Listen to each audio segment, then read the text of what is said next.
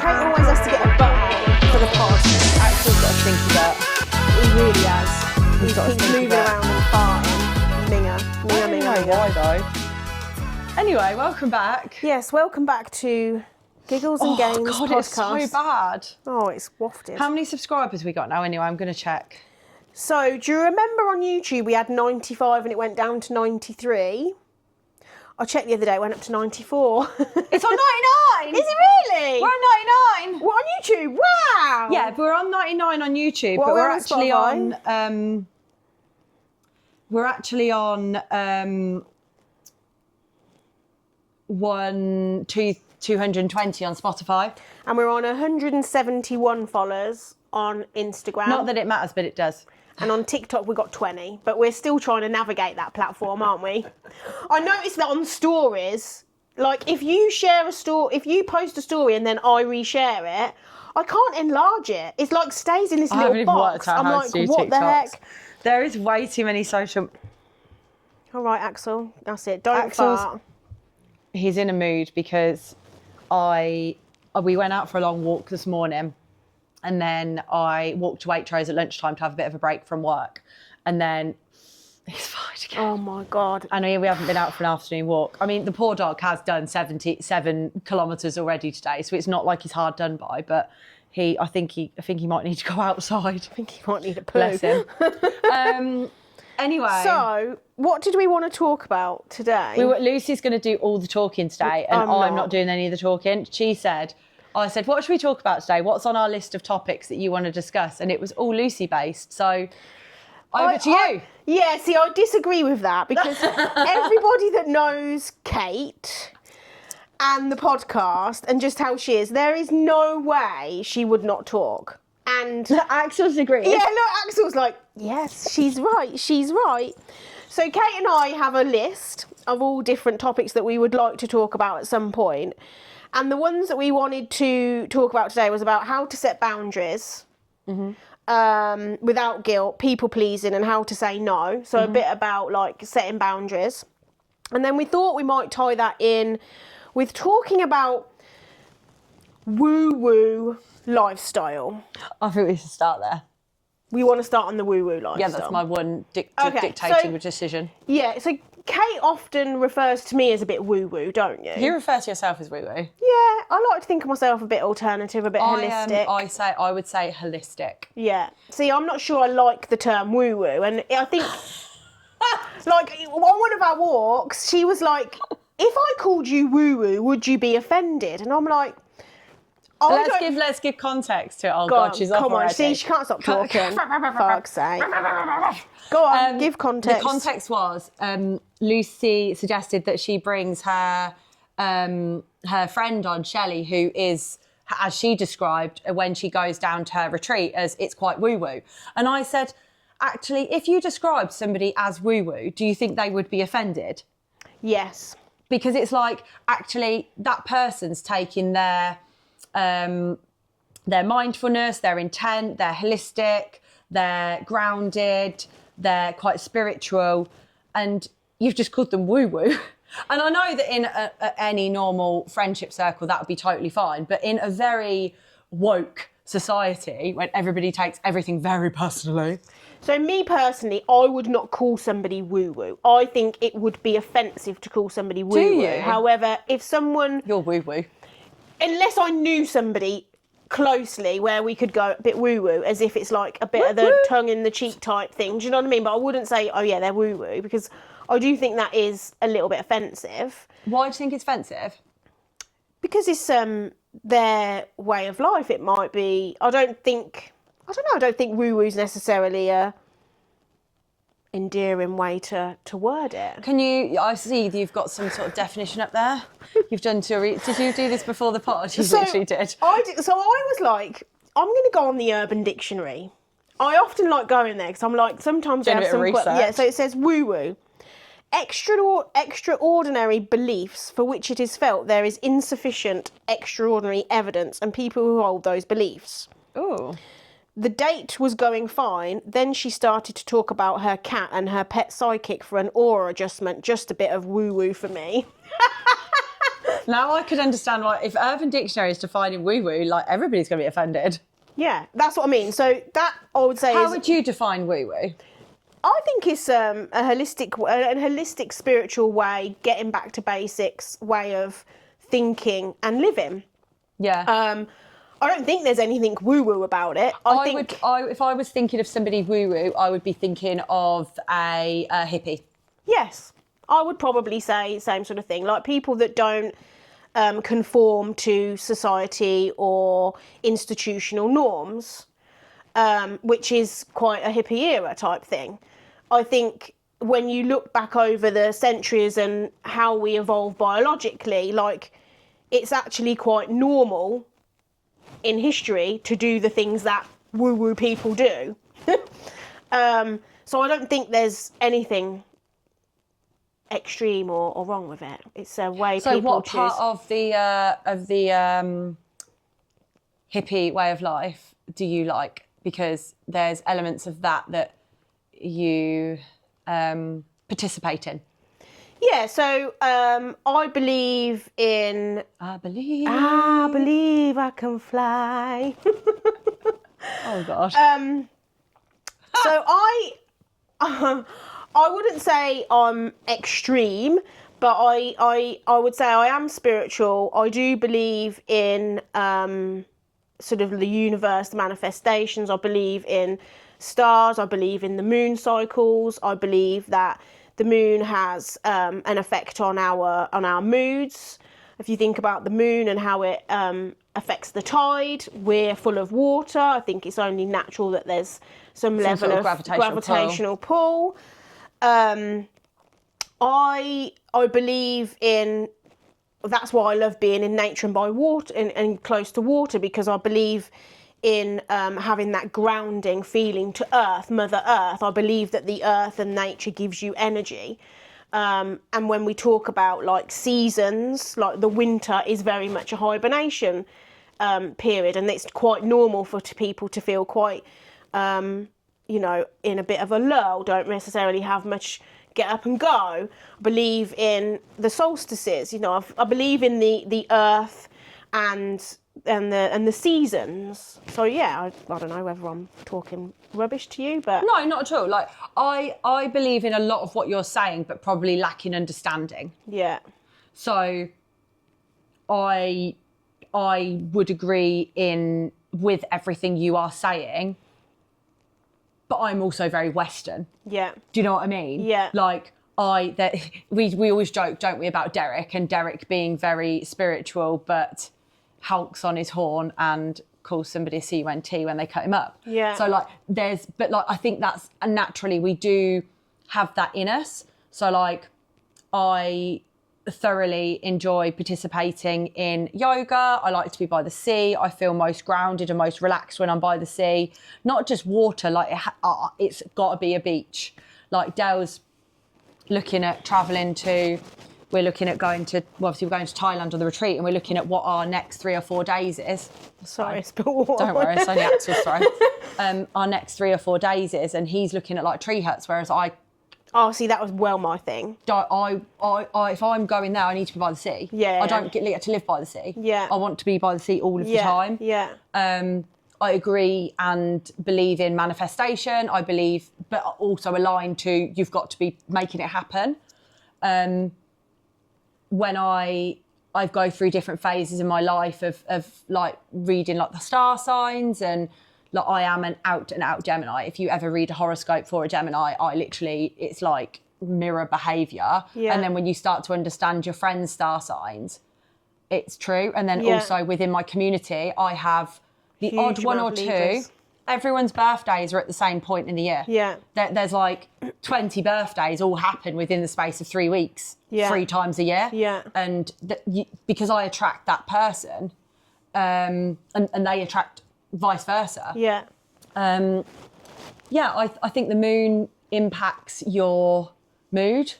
Like Yeah. I often have very strange goings on or sleep issues around certain times of the year when the moon is doing whatever cycle it's doing. But again, I just don't have an understanding of it.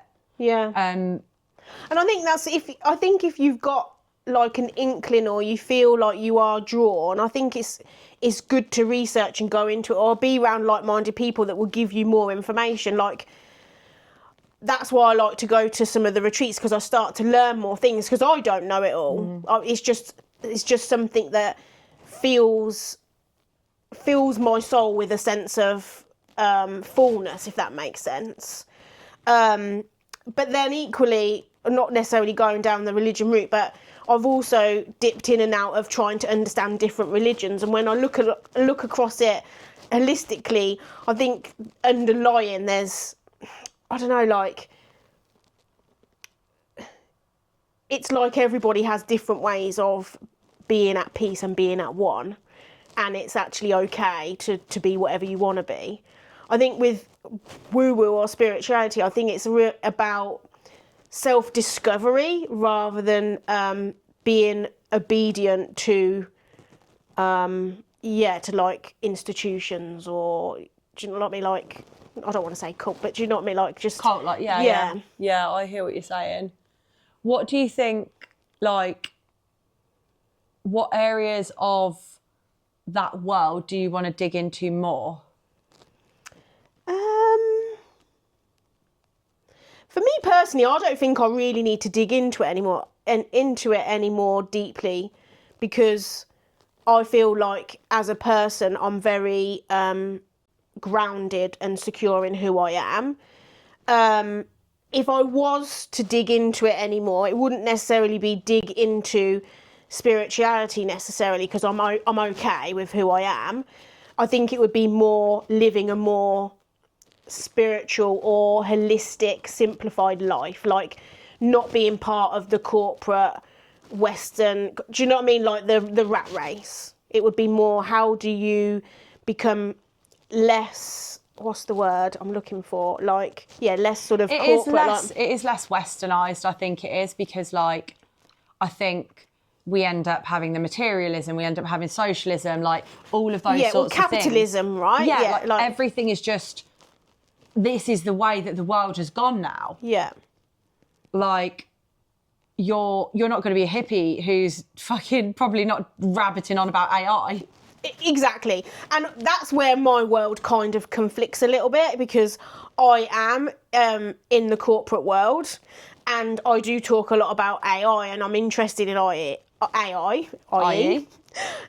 equally I'm like, I don't want to, it's very interesting, but it doesn't give you, or maybe it can give you both worlds, I don't know. But for me, as I've got, like, I definitely want to have chickens, I want to have goats, I want to grow my own vegetables, I think one of the... You need a big vegetable patch if you're going to be eating as many vegetables as you need to. I need to.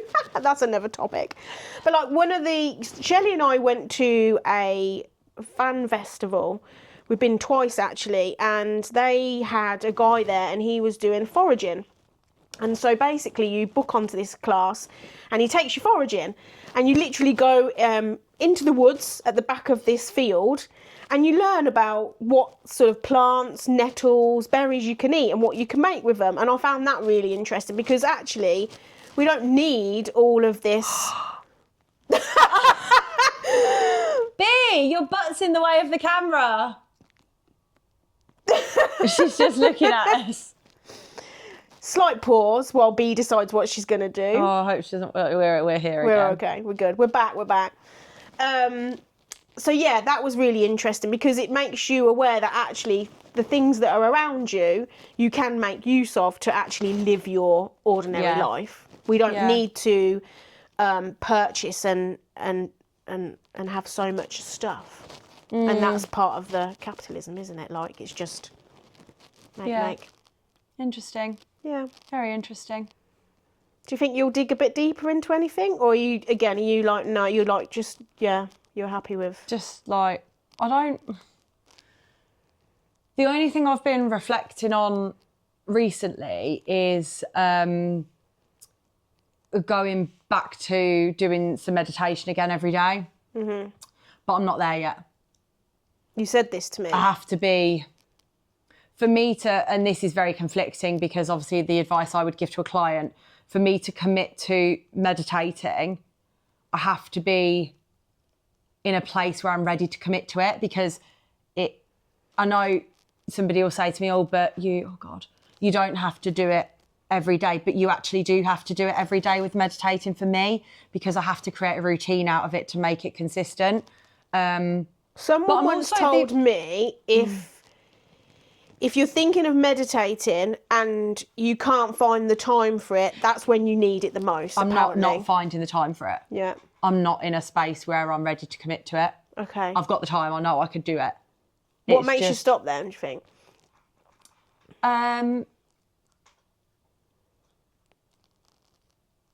feel very calm at the minute. Oh, okay. So you don't necessarily need it. Yeah, I feel very calm at the minute. I know that I would benefit from it, but I feel very calm at the moment. My world is very relaxed. I am in a place where everything is okay. January is a bit of a difficult month in terms of like business, because everybody's struggling financially. And obviously we are probably the first thing that people do cut. Yeah. So it always does take a bit of a hit. But that is a stressor. But other than that, like, I'm very chilled. I'm getting a really good amount of sleep. I'm in a really relaxed space with work. I've got good boundaries. I'm switching off at a decent time. So all of the triggers that would be like, you're stressed, you're this, you're that, they're not there at the moment. And yeah, sometimes I'll be really honest, I find meditation a chore. Do you? So for me, I have to, or I want to be in the right space to it. And I know it's something I would benefit from. Yeah. But I need to be in a space where I'm going to commit to doing it. Yeah. Not just doing it for the say I'm going to do it and then I'm not going to do it. Yeah. And maybe that time when I find that space to do it is like when the routine disrupts. So maybe when we go to Dubai next or whatever it is, and then I'll build a routine on it again. But I'm just in a good place at the minute. Like I feel calm, like I feel really chilled, but equally I know I would benefit from it. That's the only thing that I'd potentially do. And then obviously we're going back to yoga again, but I think that's more from my body. I'm feeling it gets to like this time of the year and I feel a few not so healthy pinches in areas where there should not be pinching. And I know it's because my hips are tight. I've got a lot of niggles in my body at the minute and I need to just prioritise my recovery a little bit more. Yeah, I'm looking forward to, we've booked it for Friday, haven't we? Yeah. Yoga. I'm really looking forward to that because I feel like I need it. I feel like the last time we went was probably together like 3 months ago, 4 months ago. Yeah, it was just after the retreat, wasn't it? Here comes B. But yeah. Yeah, but I think that leads quite nicely into the next topic then, around creating healthy boundaries then. Yeah. Because what you're saying is you don't need meditation because you're actually in a good place. You're setting boundaries. So what boundaries, where would you think people in their life need boundaries? Like for me today, I was a bit disappointed with myself. So I was like, I didn't stick to the boundaries today. So in I was what a bit sense? I just got really busy at work and then tunnel visioned. And then before, when you go, oh God, I was meant to go out for a walk now. Oh, I'm an hour and a half late on that. And then you find then it's a domino effect because then everything's late. Because then it's like, oh, I should have ate that half an hour ago. So I was a bit annoyed. But then I thought, you can't get annoyed every time something goes out of control. But I think it's learning to rein it back in and recognising you've had a bit of a blip. Yeah, absolutely. But like, if you think about, so what's happened today? Have you not done your steps or your food or? No, I had my first meal probably an hour later, and then it meant my steps were like an hour later. So like when I leave here tonight, I need to go and do more steps on my pad. Yeah, sure. I think like with boundaries, it's all the things we've spoken about recently. It's like it's about making the decision that's going to benefit you. Yeah. And actually having that conversation with yourself that's like, well, what is the priority here? Yeah. And sometimes with boundaries, you're always going to be in a position where something might come in front of it, but it doesn't mean that the whole day's ruined. It's just coming back to where you were before. Obviously, there's loads of different areas you put boundaries in place. So for me and Derek at the minute, it's adjusting to, he started coaching. Oh, yeah. So, and he works all day. Yeah. So he's got his full-time job to do all day, and he has to pick up his client messages in first thing in the morning, in his lunch, and when he gets in. And obviously the bulk of anything that needs editing, changing, adapting needs to be done in the evening. Whereas I'm actually quite switched off by 5, 6 o'clock now. Yeah, because you've had your whole day to be able to I've react. had my whole day. No. Oh, God. Right, I'm going to move her. Pause, 1 minute. We're just having cat problems. Bless her. Come on, come and sit here. Oh, she's so wobbly. So, no, mate, I'm not going to... Well, I'm not going to stand... No, you can't go there. Move out the way. Come on. Okay, we're sitting here together. Right, we are back. So talking about... I'm sitting on the dog. I'm actually... Look, he's underneath me. Axel, let mummy sit down. He's like, nope. Come on then, watch out. I think I'm in. You're in now, mate. Look at this. And look at her. Oh my God. This is funny. Podcast and the pets. So that's a real adjustment. And like sometimes he then wants to go to the gym, which again is absolutely fine. So we're then getting back together again. But I'm kind of like at that point where I'm ready to switch off. But obviously I respect that he's got stuff that he needs to do. And he needs to sort of ask you and check in with you. So yeah, you still absolutely. need to be switched on. But then the other side of it is as well, like I do stop replying to messages. So I try and have like an 8 o'clock cut off where I stop replying to messages, and then I'll pick anything else up in the morning. I'm not jumping on my phone as soon as I get up in the morning. I'll start kind of replying to messages. If it's a PT day, then... She does reply to me. 6:15. Yeah, but that's a friend. Yeah, it's not work, is it? Yeah. And then... I'm similar to you. I've actually just changed one of my boundaries. So one of the areas that I've been struggling with is my sleep at the moment. So I've actually set like a sleep do not disturb thing on my phone, and I've actually made it earlier in the evening now and then later in the morning. Obviously I've got emergency contacts set up, so if anybody needed to get me an emergency, they can. But it's like I don't get my notifications don't come through because I don't need that. Oh, I can hear it buzzing somewhere or something. Do you know what I mean? So I've definitely got that. I think for me, when you're being a bit of a people pleaser, I think setting boundaries can sometimes be hard because you feel like you're letting people down. And I've been thinking about this more and more recently, and I know it's happened to me. And also I think I've been on the receiving end of people where they've set boundaries with me, but they've set it in a, maybe what I've felt was maybe not a particularly nice way of doing it. And then when I reflect on me, Can you give an example?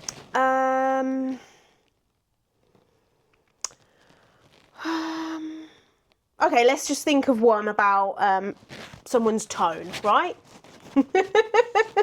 This I'm talking about next here, right? Like how they would, if they were in conflict, how they would perhaps approach it with me. And my boundary is don't raise your voice. Do you know what I mean? So, but for me to set that boundary, I needed to say it in a way that's going to be received correctly. But because I'm internally trying to set the boundary that I don't feel confident about, I'm also increasing my anxiety, so it's not coming across right. So I'm trying to set my boundary, but I don't have the confidence level to actually set it. Yeah. So what I'm doing is I'm probably saying it in a not very kind way because it's me being defensive. Shut the fuck up. Yeah, but do you know what I mean? Like, yeah. Don't talk to me like that. Whereas Yeah. I could say, look, I appreciate we need to talk about this, but I don't respond to you How many raising times you your rehearse voice. this? Yeah, I don't. Yeah. And then how's it come out? Stop shouting at me! Yeah, but do you know what I mean? But we're all on a learning curve, aren't we? And a learning journey. But Yeah. I think setting boundaries is okay. Explaining them is something different, isn't it? Because you can still set a boundary and be kind about it, but the person on the receiving end has to respect it. Yeah, definitely. That's my takeaway. Take from on boundaries. Yeah. I'm quite tired today. Oh yeah. That's not like you. I know. Are you keeping up? I was like happy when we were doing the Lucy pod, and then we like finished the conversation. I'm like, oh, okay, cool. Yeah, can we finish Next point now? Yeah, I feel well tired. Do you? Yeah, I think it's because like I've been on all day. I've literally just been like back to back to back to back to back doing loads of stuff, and then I've just stopped and I'm like, oh, this is nice. Sitting We down. can just have a nice little cuddle. A cuddle and a chat. cuddle and a chat. Yeah, so that's the kind of my boundary type thing. Like, I think the main work that I've ever had to do around boundaries is with relationships. Really?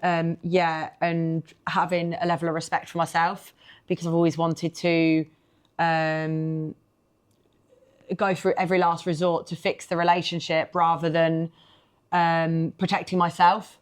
Yeah. So a lot of the work that I've had to do in therapy is around personal boundaries, that actually potentially an ex-partner that is behaving in a particular way, and you're like, yeah, it's fine, it doesn't bother me. Well, actually it's harassment and it needs to be reported to the police. Yeah. Or like, he's actually just cheated on you, like, no matter what he's trying to say, that's a form of disrespect. Yeah. Like, yeah, stuff like that I'm like, oh yeah, but maybe there's another way. Maybe there's another reason, because you're trying to justify it, the action, aren't you, to make it not so hurtful yeah, or impactful that's probably to you. my biggest thing. But kind of since I've done that sort of therapy, it's not been too bad.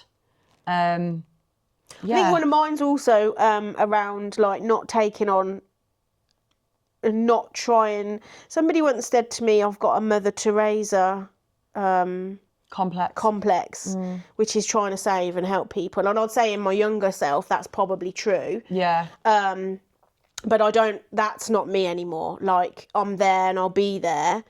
And there are occasions where I will try and fix, but it's more about, you need to find the solution, let me help you get to that solution. Do you know what I mean? And also, I'm going to go into it too much detail, but when people ring you or need you and you jump automatically, like, that used to create a real sense of urgency in my soul, and create ripples in my nervous system that has probably taken me actually years to reduce. And actually, I don't want to live on my nervous edge, like, oh, is this going to happen? Is that going to happen? I think that's like links into like your people pleaser though, isn't it? More so. I think one of the big like people pleaser thing for me is within work. Like, if a client has like expressed that they need to sort something out or they need to do something, and it's kind of like something they want to do immediately, but actually it's like, no, hang on a minute, like, there's being too available sometimes is not correct either, because then that they expect that you're always going to be available to them, when actually it's healthy for them to wait a couple of hours or 4 hours for a reply. Do you know what I mean? I noticed that at work as well. Like, it's interesting how you notice different people will approach you or try to contact you at work in different ways. Like, for me, if I haven't scheduled some time for someone, if it's not urgent, I'll always message them first and say, oh, I could do with just having a chat. Do you have a spare 10 minutes for me? Because you don't know what's going on in someone else's world, and then you're just going to go in and bowl in and disturb their whole day. Do you know what I mean? So, but then other occasions, you notice people will just do it. But I think the moment you are that available, like you say, then they just assume you're always available, and then you have to go. Yeah, and I think that is, for me, that's a difficult one, because I run a WhatsApp off my computer. You do, yeah. So I am always online. Yeah. Like, and I think I've had instances before where I've had clients multiple message me through WhatsApp, through the app, through Instagram, and I've had to say to them, I will reply to you when I am in a block where I'm replying to messages, because I have specific points in the day when I reply to messages, because I do always appear online on WhatsApp, but that doesn't mean I'm available to you. Yeah, and there's a couple of reasons for that, right? And the thing is, if you're responding but being reactive, you've not actually been able to think through your answer properly, so therefore you are being reactive. And as a client, you want quality over quantity. So I would actually say, Kate, message me back in 4 hours if you want, whatever it takes, because I want your mindset to be in the right place to respond properly. Yeah, like, my best time to actually speak to people and communicate with people is when I'm walking. Yeah. Because that then is my sole focus of what I'm doing. Yeah. So like some people might say to me, oh, well, you're out walking the dog or you're doing this and you're not giving me your attention. Well, I hate to tell you, but that's the best time for me to be replying to you because you've got my sole attention. Yeah. If I'm replying to you when I'm sat on my computer, it's because I've taken a break to do something. I'm still thinking about the thing I did previously and I'm still thinking about the next thing I've got to do. Yeah. Whereas actually when I've taken that time away and it's like, right, I've got 30 messages to get through now and I've got to take Axel out for a walk, that's the best time for me to be replying. And some people, like always I've kind of said, well, actually, that should be your time to relax and unwind. But sometimes I'll listen to a book. Sometimes I'll reply to messages. It just depends where my head is at that moment in time. Because sometimes replying to messages in the house, I don't want to do it. I want to be outside doing it because I feel like it's I don't want to say a waste of time, but I could be walking and moving whilst replying. And it's interesting that yours is almost like a efficiency. You see that as an efficiency. Whereas for me, like I'll describe it as a rabbit in headlights, which is how I felt today, like information overload of the brain. And I'm like, I can't process all of this information while sat at my laptop. I have to take a break, which I think is quite normal. Yeah. But for me, going for a walk actually spurs on, has he done another fart? Axel, you dirtbag. Spurs on creativity. Exactly. Spurs on problem solving. Spurs me on. I'm like, right, I can break it down into segments and be like, right, we'll deal with this first, we'll deal with that next. This is how I think we should do that. Yeah, because it gives you a fresh set of fresh set of eyes and a clear perspective. Yeah, definitely. So I'm with you. Like, get out and walk. Clear your mind. Yeah, that was a very random episode. Yeah, it was a bit random. I feel very tired. She's tired. You don't get the best version of me when I'm tired. I just want to be like quite quiet. No, and I'm not as good a leader as her when it comes to podcasting, and she doesn't normally like anybody else leading. I was ready for you to take control today. She was let you take control. She was like, "You're doing it today." I was like, "What? What do you mean? This was not part of the deal." But I didn't mind. It's having a quick enough brain that when it goes a bit quiet, you're like, right, what's the next question? Yeah, next question. It's quite hard, isn't it? Yeah, it is. Yeah. It's quite hard. I enjoyed it though. We can do more of it if you want. Do the lead. If we're recording podcasts at 4:00, maybe I'm better at writing captions at 4 o'clock instead of... Actually, we were meant to start at 4:30, but we ended up gossiping for like 30 minutes before we even started. Yeah, we did. But yeah. All right, thanks guys. Hopefully we'll be at 100 by our next episode. Maybe we should do this regularly. Say, we're at this. You stink. You so stinky bird. Much. Thanks, guys, for all Peace of those out, who already watch us. But don't forget to share with your friends.